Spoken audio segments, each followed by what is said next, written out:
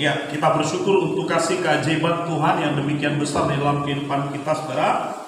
Sehingga pada saat ini kita boleh berkumpul bersama untuk mendengarkan firman-Nya.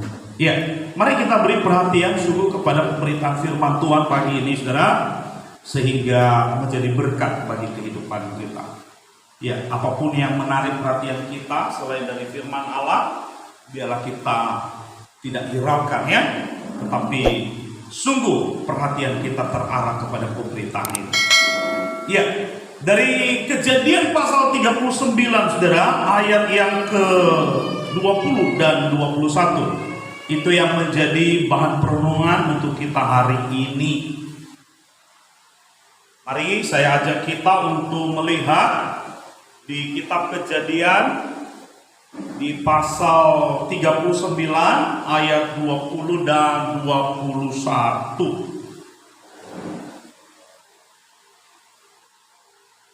Ya, kita akan membacanya bersama-sama. 2, 3 ya. Lalu Yusuf ditangkap oleh tuannya dan dimasukkan ke dalam penjara tempat tahanan-tahanan raja dikurung. Demikianlah Yusuf dipenjarakan di sana. Tetapi Tuhan menyertai Yusuf dan melimpahkan kasih setia-Nya kepadanya dan membuat Yusuf kesayangan bagi kepala penjara itu. Ya. Saya tidak tahu, saudara, pernah tidak kita mendengar cerita ini. Tapi ini adalah cerita tentang anak Yakub yang bernama Yusuf. Anaknya yang ke-11, ya, dari istrinya yang bernama Rahel, ya. Di mana kita tahu bersama saudara bahwa Yusuf adalah anak kesayangan bapaknya. Bapaknya begitu sayang dengan dia, begitu memperhatikan dia. Tetapi cerita yang barusan kita lihat, saudara, adalah sesuatu yang sangat-sangat tragis dari kehidupan Yusuf, anak kesayangan itu. Ya, dari apa yang kita baca, saya mau mengangkat tema firman Tuhan, yaitu hidup ditinjau dari dua sudut. Ya, hidup ditinjau dari dua sudut. Kita harus imbang di dalam melihat, di dalam memperhatikan kehidupan di dunia ini, saudara. Ketika tidak imbang, saudara, maka kita akan menarik kesimpulan yang salah. Tetapi ketika kita melihatnya secara tepat dari dua sudut, dari dua sisi, maka kita akan memahami apa arti hidup di dunia ini. Apapun situasi, apapun kejadian, apapun keadaannya, baik atau buruk, senang atau tidak senang, sehat atau sakit, menderita atau bahagia, ketika kita melihatnya dari dua sudut, ya, secara seimbang, saudara, maka kita akan dapat memahami arti hidup itu sendiri. Nah, mari kita lihat, saudara. Terkadang Tuhan menuntun kita dengan cara dan arah yang sulit kita mengerti. Inilah keadaan yang terjadi di dalam dunia ini. Ya. Seperti Yusuf. Mungkin Yusuf tidak pernah memimpikan bahwa dia akan dipenjarakan. Mimpinya adalah bahwa ada 11 bintang, ada matahari dan bulan yang sujud menyembah dia. Ya. Mimpi Yusuf adalah bahwa ada 11 berkas yang tunduk kepada berkasnya. Itu mimpinya. Tetapi di luar dari jangkauan pemikiran Yusuf, justru Tuhan menuntun. Justru Tuhan membawa dia kepada situasi yang sulit, kepada situasi yang tidak mudah, yang tentu saja mungkin bagi seorang Yusuf akan merasa bahwa ini adalah derita. Yang itu kenyataan, saudara. Bahkan bukan hanya Yusuf yang mengalami hal demikian, seperti yang sudah kita baca, di mana dia ditangkap, lalu kemudian dia dipenjarakan. Tetapi juga hal-hal ini terjadi dalam kehidupan kita. Yang kita mau A, yang terjadi adalah Z. Jauh dari rencana kita, jauh dari angan-angan kita, jauh dari mimpi kita. Sesuatu yang sangat sulit untuk kita pahami.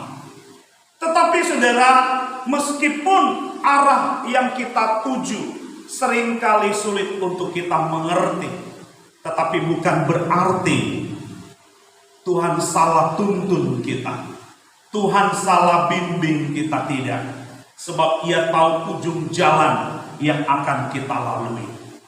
Meskipun samar-samar bagi kita ujung itu, kita tidak melihatnya dari jauh, tetapi Tuhan tahu apa yang akan terjadi bagi kita di ujung jalan, di jalan yang di mana menuntun kita. Ya, dari dua sudut pandang, saudara, kita akan melihat hidup ini dengan berbagai pengalaman-pengalaman yang terjadi dalam kehidupan kita. Kita akan melihatnya secara seimbang. Apa itu, saudara? Sudut manusiawi. Kalau kita melihat apa yang terjadi dengan Yusuf dari sudut manusiawi, maka kita akan merasa bahwa ini adalah pengalaman yang tragis. Ini adalah sebuah kemalangan yang menyedihkan. Ini adalah sebuah keadaan yang sangat sulit. Kenapa? Yuk kita baca lagi ayat 20. Lalu Yusuf ditangkap oleh tuannya dan dimasukkan ke dalam penjara, tempat tahanan-tahanan raja dikurung. Demikianlah Yusuf dipenjarakan di sana. Nah, ini adalah pengalaman yang kelihatannya sesuatu yang sangat tragis. Ini sebuah pengalaman yang sangat menyedihkan. Kenapa? Karena Yusuf ditangkap padahal dia tidak bersalah. Kalau kita melihat, saudara, ayat 11, pada suatu hari masuklah Yusuf ke dalam rumah untuk melakukan pekerjaannya. Sedang dari seisi rumah itu seorang pun tidak ada di rumah. Ayat 12 sama-sama.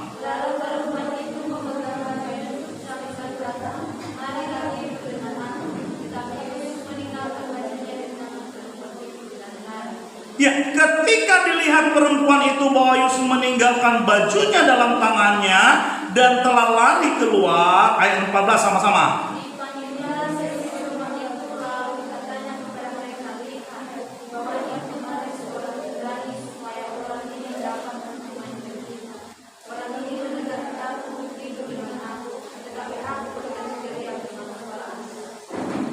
Ya, sudah dia yang difitnah, sudah dia yang dituduh melakukan kejahatan, di mana kejahatan itu sendiri tidak dilakukan oleh Yusuf. Malah dia ditangkap, malah dia dipenjarakan. Gak main-main loh. Di mana dia dipenjarakan? Coba. Lalu Yusuf ditangkap oleh tuannya dan dimasukkan ke dalam penjara, tempat tahanan-tahanan raja. Menarik, saudara. Kenapa Yusuf harus dimasukkan di dalam penjara, secara khusus di dalam tahanan raja? Karena dianggap Yusuf adalah seorang yang berbahaya. Musuh-musuh raja yang ditangkap lalu akan dimasukkan dalam penjara yang khusus. Itu sebabnya nanti di sana Yusuf akan bertemu dengan juru minuman raja. Dia akan bertemu dengan juru roti raja. Karena di sana penjara yang khusus, di mana bahwa orang-orang yang ditahan itu adalah orang-orang yang dianggap mengancam keselamatan raja, atau seorang yang telah melakukan kesalahan terhadap raja. Padahal kita lihat ceritanya tadi, ketika istri Potifar ingin supaya Yusuf melakukan dosa di hadapan Tuhan, tetapi justru Yusuf lari, Yusuf pergi meninggalkan dia. Tapi justru dia dianggap melakukan kejahatan yang berat. Oh saudara, dari sisi manusia ini pengalaman yang menyedihkan. Sesuatu yang kita akan berkata kasihan. Ya, kasihan. Ya.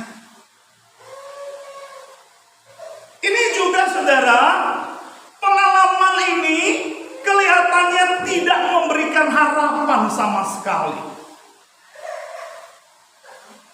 Mungkinkah Yusuf bisa keluar? Mungkinkah Yusuf bisa bebas? Masalahnya saudara, dia jauh dari keluarganya. Ayah yang begitu menyayangi dia, ayah yang begitu mengasihi dia, tidak mungkin bisa menolong dia. Bahkan bapaknya Yakub tidak tahu di mana keberadaan Yusuf. Ya, ketika saudara-saudaranya menjual dia, ya, lalu kemudian dia diperbudak di Mesir, dijadikan sebagai budak di rumah Potifar, yang kemudian dituduh, yang kemudian difitnah bahwa telah melakukan dosa, telah melakukan suatu perbuatan yang berusaha untuk memperkosa istri Potifar. Oh, ini tentu suatu hal yang mungkin saja saudara, dia sangat berputus asa. Kenapa? Tidak ada harapan. Mungkinkah saudara-saudaranya yang 11 orang akan menolong dia? Bagaimana mungkin Yusuf bisa menaruh pengharapan bahwa dia punya 11 saudara laki-laki yang akan menolong dia, sementara saudara-saudaranya laki-laki itulah yang menjual dia ke Mesir? Wah, ini dari sisi manusia saudara, ini betul-betul menyedihkan. Ya, saya tidak tahu persoalan seperti apa yang saudara sedang hadapi saat ini. Mungkin engkau merasa aku tidak punya harapan. Engkau sudah merasa begitu putus asa. Jangankan harapan yang besar, untuk sebuah setitik harapan saja rasanya tidak mungkin.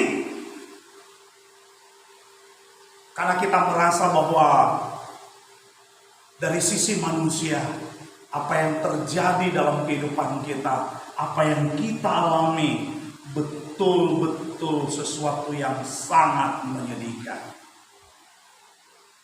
Saudara, terkadang kita diperhadapkan dengan hal-hal seperti ini. Jika di hari Kamis yang lalu saya menyampaikan kita firman Tuhan bahwa terkadang Tuhan dengan sengaja memperhadapkan kita dengan masalah. Ingat, bukan karena dia tidak sayang dengan kita, bukan karena dia acuh dan tidak peduli akan kita. Dia mengizinkan masalah terjadi dalam kehidupan kita, bukan karena ia tidak mau tahu dengan kita, bukan karena dia sudah membuang kita, bukan karena dia sudah tidak lagi sayang dengan kita, bukan. Tetapi masalah, persoalan, tantangan seringkali diizinkan Tuhan terjadi dalam kehidupan kita, saudara, semata-mata untuk melatih kita, supaya otot-otot kita terlatih, ya, sehingga ketika kita menghadapi masalah yang lebih besar, kita sudah kuat. Ya, memang benar bahwa kalau kita melihat dari sudut manusia, rasanya masalah yang terjadi itu sangat berat. sangat sulit. Rasanya tidak mudah untuk kita tanggung, rasanya tidak mudah untuk kita pikul. Sedemikian berat membebani kita, saudara. Tapi seperti tadi saya katakan, saudara, kalau kita melihat dari sudut manusia saja, maka kita akan merasa putus asa. Kita akan menuduh Tuhan, kita akan marah dengan Tuhan, dan kita akan berkata bahwa Tuhan sudah tidak lagi peduli akan kita. Kita akan berkata bahwa Tuhan tidak sayang lagi dengan kita. Ada seorang anak muda yang ketika dia bangun pada jam 5 pagi, lalu kemudian dia marah. Ya, ketika dia bangun pagi, dia marah dengan Tuhan. Dia berkata, Tuhan, kenapa aku bangun jam 5? Kenapa bukan jam 4? Dia marah betul dengan Tuhan. Ya, dia merasa bahwa Tuhan tidak peduli akan dia. Karena seperti biasanya, saudara, dia bangun pada jam 4 pagi untuk pergi ke kota, untuk menjual kue-kue, ya, untuk menjual barang dagangan sebagai sumber penghidupan. Kebetulan di rumahnya anak muda ini sebagai tulang punggung keluarga. Orang tuanya sudah tua, tidak bisa lagi berbuat apa-apa, ya, dan keadaan mereka begitu miskin. Hanya dengan berjualan kue di kota itu yang menjadi sumber penghidupan. Lah, pagi itu, saudara, dia terbangun pada jam 5 pagi dan dia marah dengan Tuhan. Tuhan, kenapa Engkau tidak peduli? Kenapa Engkau tidak membangunkan aku pada jam 4 pagi? Dia marah karena di kampungnya jauh dari kota. Dia marah karena kendaraan yang membawa mereka ke kota hanya satu-satunya. Dan itu kalau sudah terlambat, maka tidak ada lagi kendaraan berikutnya. Akhirnya segera dia membenahi, ya, semua barang-barang dagangannya, saudara, tanpa mandi dan kemudian dia berangkat sambil berlari-lari di pematang sawah dalam kegelapan pada jam 5 pagi itu, saudara. Dan akhirnya kakinya pun tersandung pada seakar pohon. Ketika dia tersandung, kue-kue yang ada di dalam bakul yang ada di atas kepalanya pun semuanya berserakan di atas, ya, tanah. Oh, kembali anak muda itu sambil tengkurap di tanah karena terjatuh. Dia pun marah lagi dengan Tuhan. Tadi Engkau tidak bangunkan aku jam 4 pagi. Sekarang Engkau tidak menuntun langkahku. Engkau tidak menjaga aku. Janjimu Engkau menyertai. Mana buktinya? Ini aku sekarang terjatuh. Dia betul-betul marah dengan Tuhan. Lalu kemudian dia mengumpulkan sisa-sisa kue yang masih bisa, ya. Lalu kemudian melangkah, meneruskan perjalanan. Tetapi begitu ia sampai di persimpangan jalan di mana setiap hari truk yang membawa mereka ke pasar menunggu penumpang ternyata sudah lewat. Tidak ada lagi truk itu di sana. Seketika juga anak muda itu membanting kue-kue yang ada di atas kepalanya dan berkata, percuma aku percaya denganmu. Dia betul-betul marah dengan Tuhan pada hari itu. Tidak bangun pada jam 4 pagi, terjatuh di jalan, dan truk sudah meninggalkan dia. Dia kecewa dengan Tuhan, dia marah dengan Tuhan. Situasi yang berat di dalam kehidupannya. Lalu kemudian anak muda itu ingin balik ke kampung. Ya, dia balik kanan, tetapi belum jauh ia melangkah, tiba-tiba ada seseorang datang. Ayo kita pergi yuk. Truk yang biasa membawa kita ke kota sudah jatuh di jurang. Ayo cepat kita lihat. Ketika orang berteriak begitu, anak muda tadi ya baru tersentak. Apa? Itu truk yang biasa di sini yang membawa kita ke kota sudah jatuh di jurang. Ayo kita lihat. Di situ dia tersentak dan berlutut dan berkata, Tuhan terima kasih. Karena kita hanya melihat satu sisi. Kita tidak mengerti tujuannya. Kita belum tahu ujungnya, kita sudah buat kesimpulan.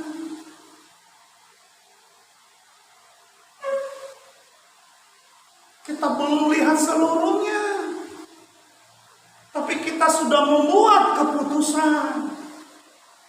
Apa benar bahwa dengan situasi, dengan keadaan kehidupan kita sekarang, bahwa itulah maksud Tuhan bagi kita? Sehingga kemudian kita berputus asa. Yusuf, secara manusia apa yang dialaminya betul-betul menyedihkan. Betul-betul tragis, saudara. Sesuatu yang sama sekali tidak ada harapan. Ya, itu kalau dari sisi manusia kita melihat. Tapi yuk, coba kita lihat dari sisi Tuhan. Apa yang terjadi dengan Yusuf dalam kisah ini, kita lihat, apakah Tuhan ada di sana? Ataukah segala sesuatu yang terjadi ini adalah sebuah rencana Tuhan? Sesuatu yang dirancang oleh Tuhan sendiri, meskipun sepertinya jalannya penuh dengan lika-liku, penuh dengan air mata. Ini saya mau katakan, saudara, ini adalah pengalaman bagi Yusuf. Bagaimana Tuhan betul-betul menyatakan penyertaannya yang sempurna atas kehidupan Yusuf. Ini bukan kebetulan. Ingat baik-baik. Nggak ada yang kebetulan dalam hidup ini. Saudara, engkau memanggil Yesus sebagai Tuhan. Engkau menyebut Yesus adalah Tuhan. Tadi lagu kita yang pertama, Yesus kaulah Tuhan. Sadarkah kita dengan kalimat itu? Mengertikah kita dengan kalimat itu? Ya, tahukah kita arti dari kalimat itu? Menyebut dia Tuhan artinya apa? Berarti dia adalah penguasa. Dia adalah pemimpin, dia adalah raja, dia adalah pemegang kendali. Jadi kalau Yesus adalah Tuhan, kalau dia adalah pemegang kendali atas kehidupan kita, maka itu berarti langkah-langkah hidup kita dia yang atur. Makanya ada lagu mengatakan, Tuhan menetapkan langkah-langkah orang benar. Dia yang menuntun, dia yang membimbing. Saudara, saya mau katakan bahwa kehadiran Yusuf di rumah Potifar sampai akhirnya istri Potifar memfitnah, menuduh Yusuf. Lalu kemudian akibat dari fitnah itu, Potifar menangkap Yusuf dan menjebloskannya ke dalam penjara. Saya mau katakan semuanya dalam rancangan Tuhan. Amin. Kita anaknya, kita biji matanya, kita adalah kepunyaannya. Mana ada orang tua, mana ada bapak yang ingin anaknya celaka.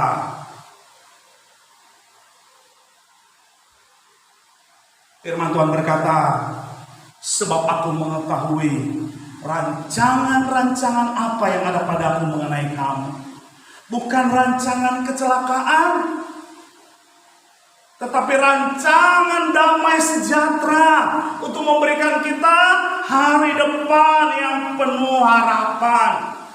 Tuhanlah yang memimpin, Tuhanlah yang menuntun langkah dari Yusuf untuk tiba sampai di dalam penjara itu. Sebab dari penjara itu Tuhan ingin mengangkat Yusuf seperti apa yang telah dimimpikannya. Saudara yang terkasih, ini luar biasa. Ini indah sekali. Apakah engkau melihatnya? Apakah engkau merasakannya? Apakah engkau mengalaminya di dalam kehidupanmu? Bagaimana Tuhan menuntun langkah-langkahmu? Bagaimana Ia memimpin engkau?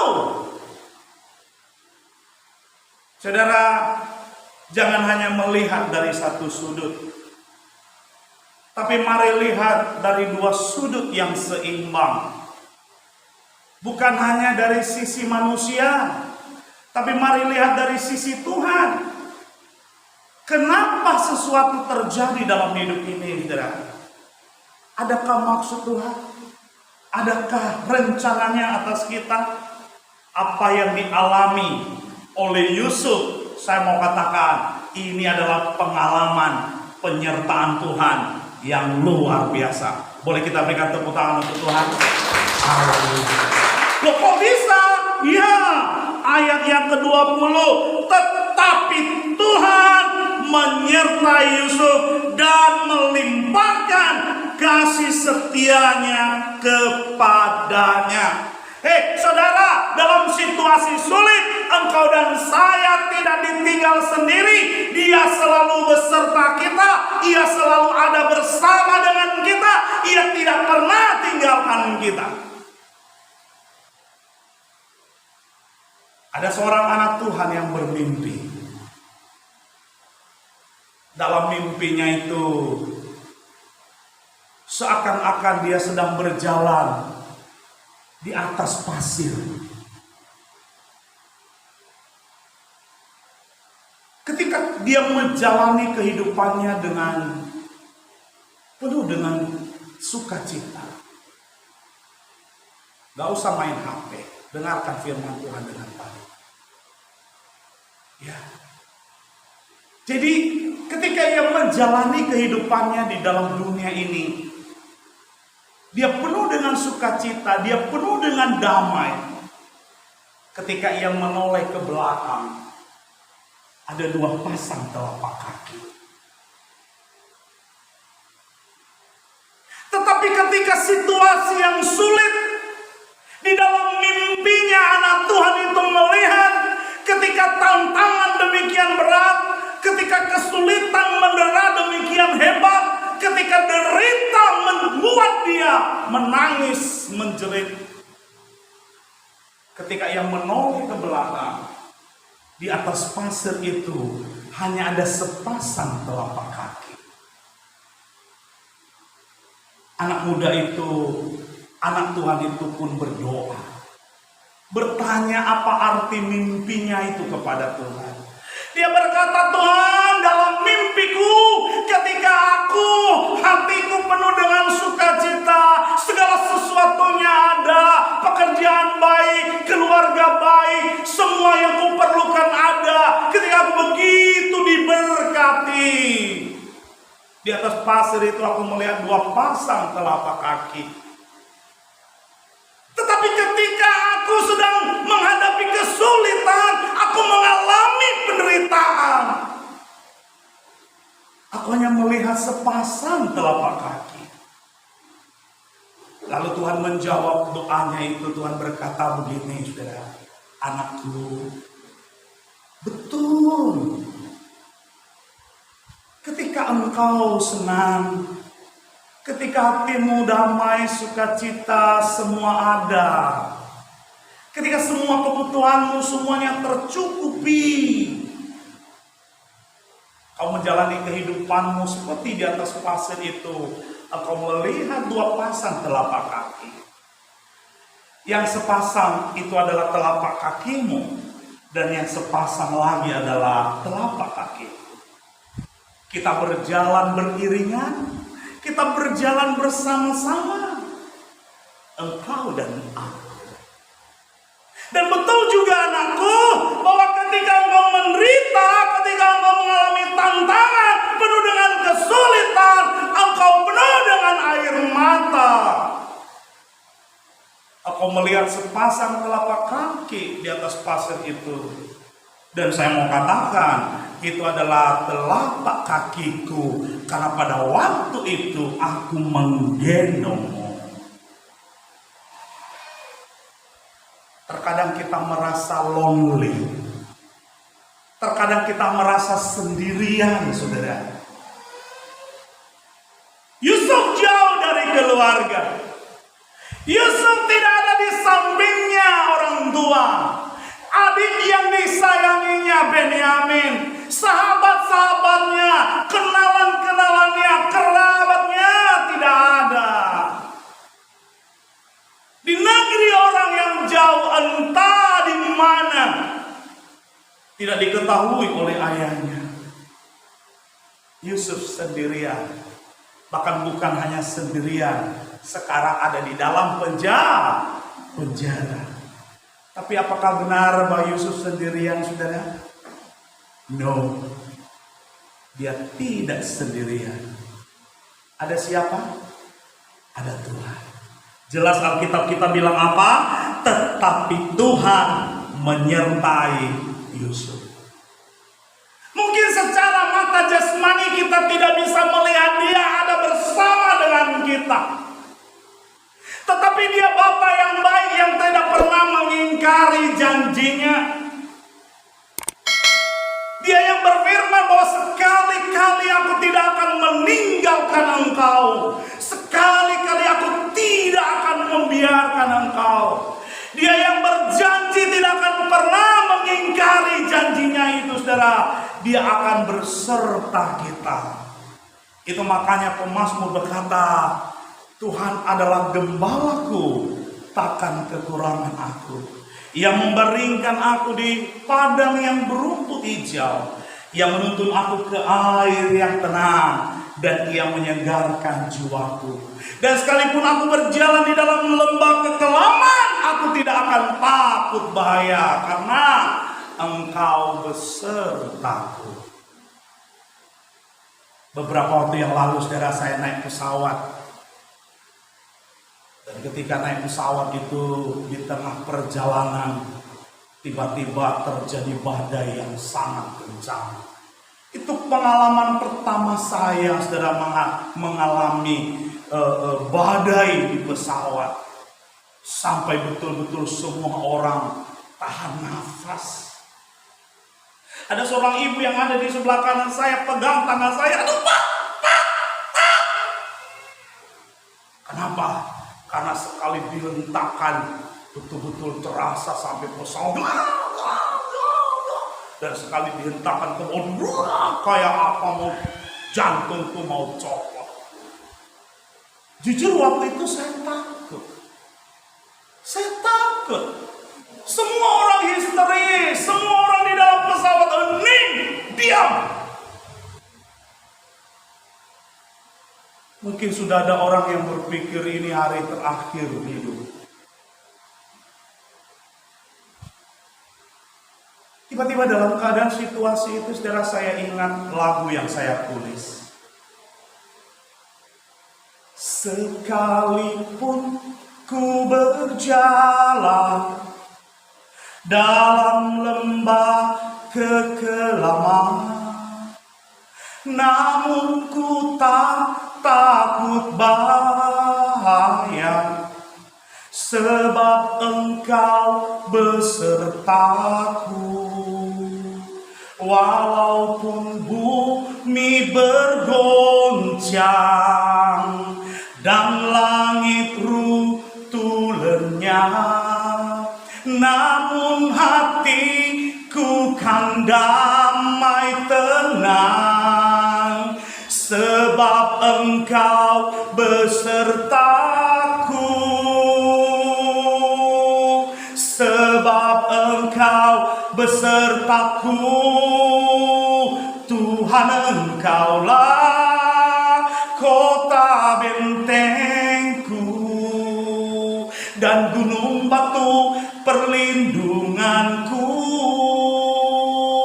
Ku aman dalam naungan sayapmu, Tuhan engkau perisaiku yang ku percaya. Saya nyanyikan lagu itu, saudara, berkali-kali. Saya merasakan Tuhan ada. Saya bilang kepada ibu yang di sebelah kanan saya, tenang bu, ada Tuhan beserta kita yang tidak tinggalkan kita. Ibu tenang, kita akan sampai dengan selamat. Pesawat Garuda, jet bombardir itu sampai di Jakarta.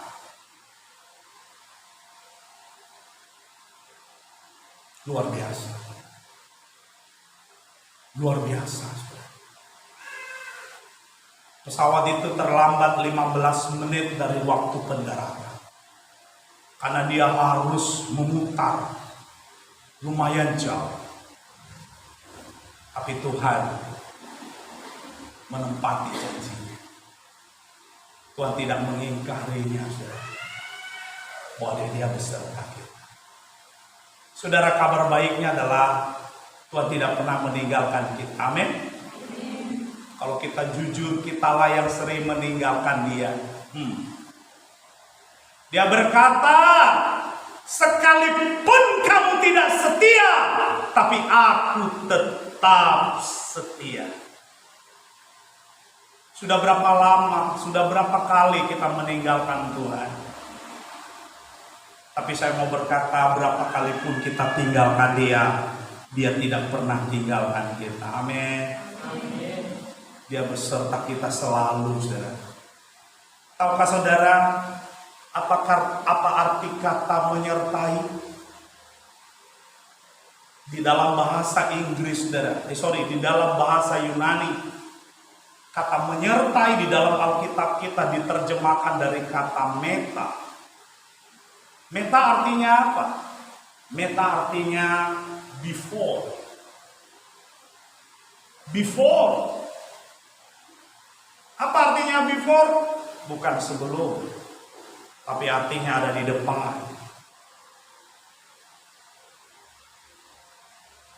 Dia ada di depan kita. Dia memimpin kita. Tapi meta bukan hanya artinya before, tapi juga artinya adalah after. Ya, dia ada di belakang kita. Dia mengawal kita, dia menjaga kita, dia melindungi kita. Dan arti yang terakhir dari meta artinya adalah with, bersama-sama. Dia ada beserta kita, dia ada di dalam kita. Dia hidup, dia tinggal, dia menetap. Dia ada di dalam kita. Luar biasa, saudara. Itu sebabnya sekalipun dari tanah Kanaan menuju ke Mesir, bahkan di dalam penjara itu, Yusuf tidak sendirian. Ada Tuhan beserta dia. Amin. Tapi bukan hanya Tuhan menyertai, tapi dari sudut ilahi, saudara, ini merupakan pengalaman kebaikan Tuhan. Ya, Tuhan kita adalah Tuhan yang maha baik. Firman Tuhan berkata bahwa kita tahu sekarang bahwa segala sesuatunya terjadi dalam kehidupan kita. Di sana Tuhan hadir, Tuhan ada, Tuhan turut bekerja untuk apa? Untuk mendatangkan kebaikan bagi setiap kita. Coba kita lihat, saudara. Di dalam Roma pasal 8 ayat 28, saudara. Yuk kita lihat firman Tuhan. Roma 8 ayat 28.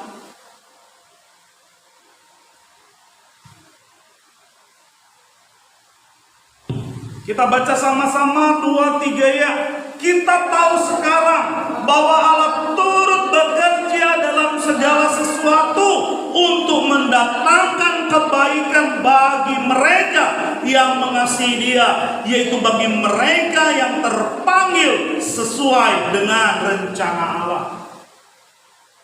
Kalau dari sudut manusia kita melihat apa yang terjadi dengan Yusuf begitu tragis, sangat menyedihkan. Tapi saya mau katakan, saudara, bahwa di dalam segala sesuatu yang terjadi, tepat seperti firman Tuhan katakan, Tuhan bekerja. Untuk apa?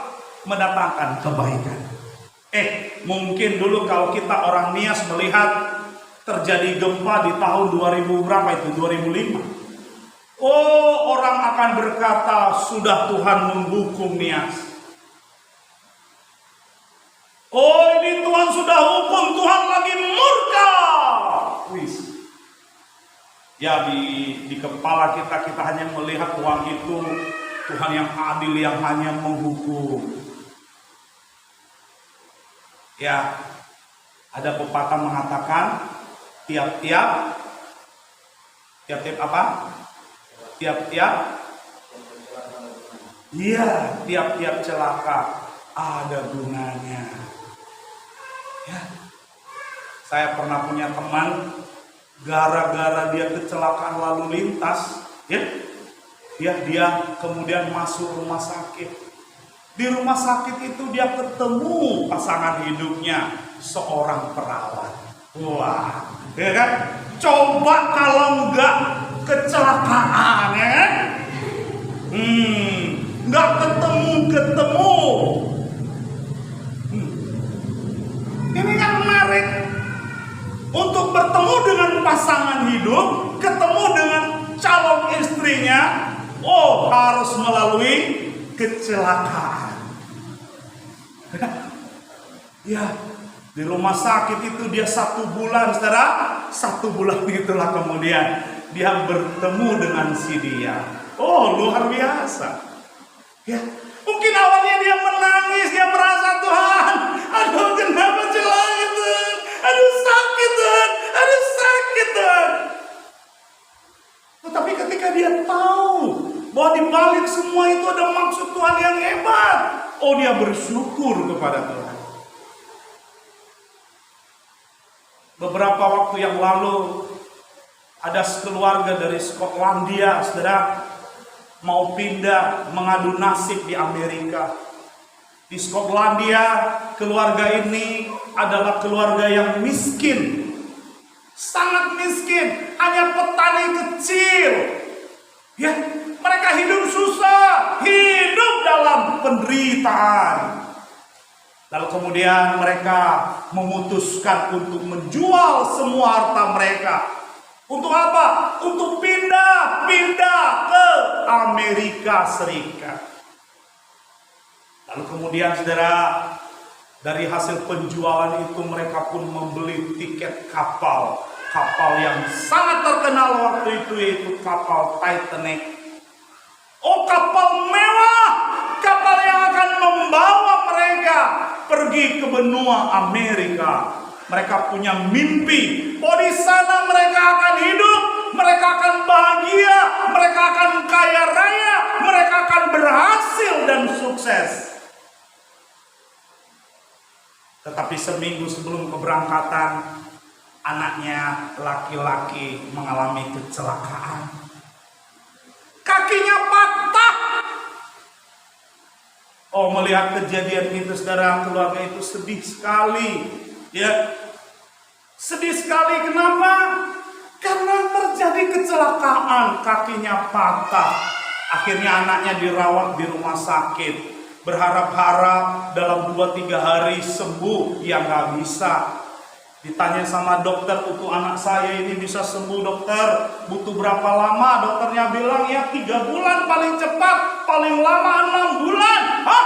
6 hari lagi kami akan naik kapal, kami akan pindah ke Amerika.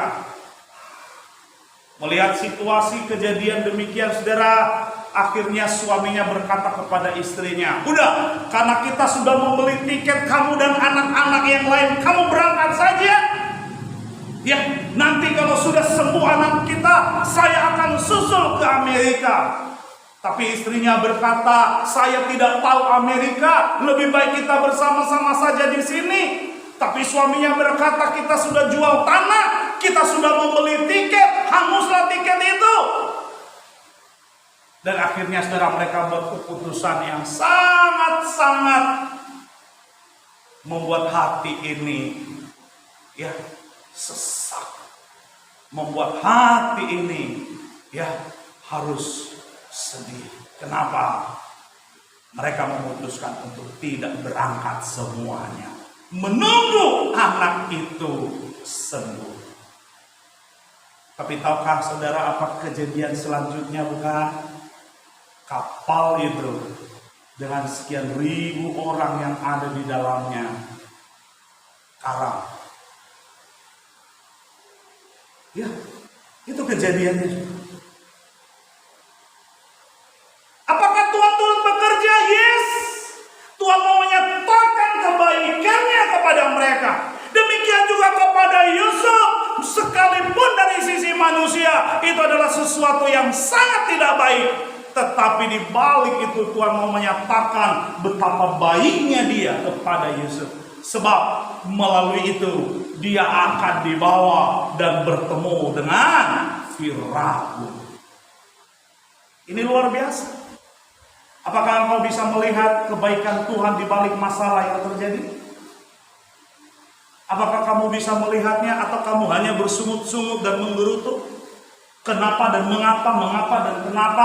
Itu terus-menerus pertanyaanmu. Kenapa aku begini? Kenapa aku tidak begitu? Kenapa aku jelek? Kenapa aku tidak secantik dia? Kenapa aku penuh jerawat? Kenapa dan kenapa? Kita hanya bersungut-sungut, tapi kita tidak mampu melihat kebaikan Tuhan di balik segala sesuatu yang terjadi di dalam kehidupan kita. Padahal firman Tuhan berkata, Tuhan turut bekerja untuk mendatangkan kebaikan. Amin. Ada kebaikan Tuhan yang luar biasa. Ada yang Tuhan sediakan buat Yusuf.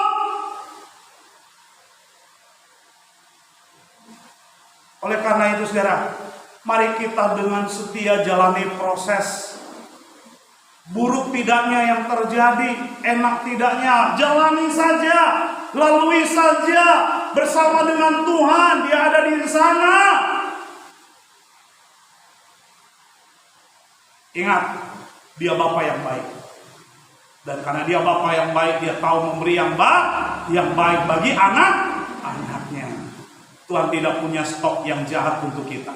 Ingat, hanya yang baik yang dia punya. Ya.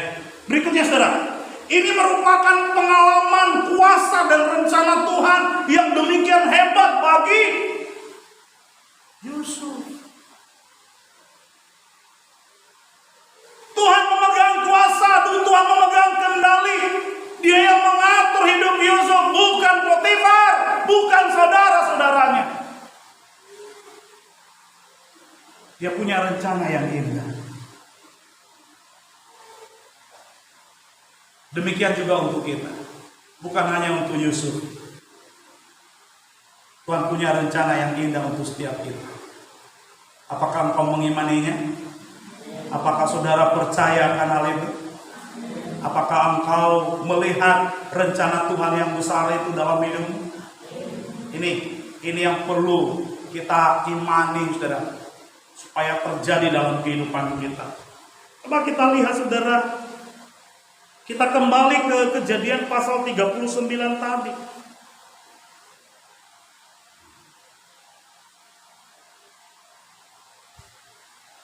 Mari kita lihat saudara. Kejadian pasal 41.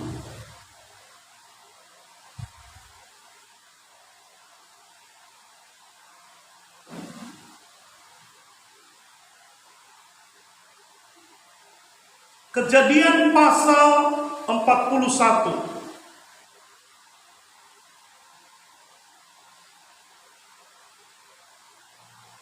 Ayat 1, setelah lewat 2 tahun lamanya, bermimpilah Firaun bahwa ia berdiri di tepi sungai Nil.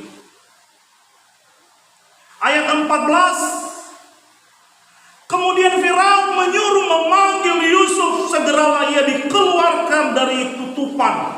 Ia bercukur dan berganti pakaian, lalu pergi menghadap Firaun. Ayat 25, lalu kata Yusuf kepada Firaun, kedua mimpi Tuanku itu sama.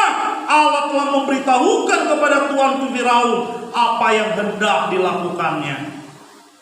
Ayat 37, usul itu dipandang baik oleh Firaun dan semua pegawainya, Lalu berkatalah Firaun kepada para pegawainya, mungkinkah kita mendapat orang seperti ini, seorang yang penuh dengan roh Allah? Kata Firaun kepada Yusuf, ayat 39, oleh karena Allah telah memberitahukan semuanya ini kepadamu, tidaklah ada orang yang demikian berakal budi dan bijaksana seperti engkau. Ayat 40 sama-sama. Engkaulah menjadi kuasa atas tanahku, dan kepada perintahmu seluruh rakyatku akan taat. Hanya takhta inilah kelebihanku daripadamu. 41. Selanjutnya Firaun berkata kepada Yusuf, dengan ini aku melantik engkau menjadi kuasa atas seluruh tanah Mesir. Ayat 43. Lalu Firaun menyuruh menaikkan Yusuf ke dalam keretanya dan yang kedua, dan berserulah orang di hadapan Yusuf, hormat. Demikianlah Yusuf dilantik oleh Firaun menjadi kuasa atas seluruh tanah Mesir.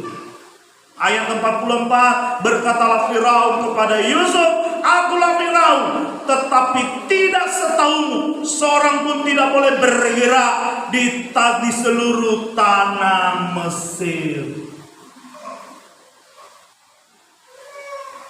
Luar biasa bukan? Dari penjara ke istana.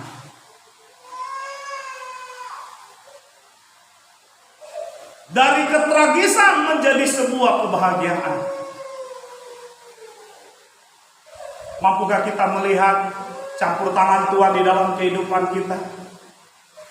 Bukankah Dia baik? Bukankah rencananya indah bagi kita? Indah rencanamu Tuhan. Itu lagu yang indah untuk dinyanyikan, saudara. Karena memang benar, rencana Tuhan sangat luar biasa di dalam kehidupan ini. Saudara yang terkasih, firman Tuhan bagi kita hari ini mengajar kita dua hal. Yang pertama, lihatlah hidup ini dari dua sisi. Jangan satu saja. Baik dari sisi manusia maupun dari sisi Tuhan. Lihatlah dengan kacamata yang benar. Sebab ketika kita melihatnya dari dua sisi yang tepat, maka kita akan memahami, mengerti apa maksud dibalik segala sesuatu. Dan yang kedua, saudara, ingat bahwa Tuhan tidak pernah lalai dan gagal. Situasi apapun yang terjadi, dalam kondisi apapun, sekalipun itu mungkin tidak baik, sekalipun itu tidak menyenangkan, tidak seperti yang kita harapkan, tapi kita percaya bahwa Tuhan kita adalah Tuhan yang dahsyat luar biasa, yang sanggup menuntun langkah kita menuju kepada apa yang telah ditentukannya. Biar kiranya firman Tuhan ini, saudara, memberkati kita semuanya. Amin.